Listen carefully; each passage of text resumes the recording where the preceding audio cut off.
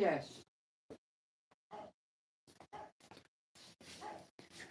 Van az a mondás, hogy röptébe a legyet is. Na a kutyám röptébe a labdát elkapta. Ahogy repült a labda, ugrott föl és szájjal levette. Ezt csinálja utána bárki.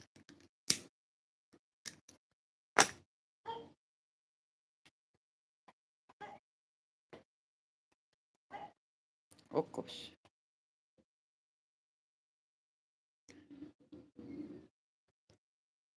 Most megy egy körútra, és jön föl labda nélkül, és majd néz rám, és akkor mikor mondom neki, hogy hát de hol a labda? És akkor így megdöbbenve szokott rám nézni, ilyen kinyílt szemmel, és akkor visszafordul, és rohan le a labdáért.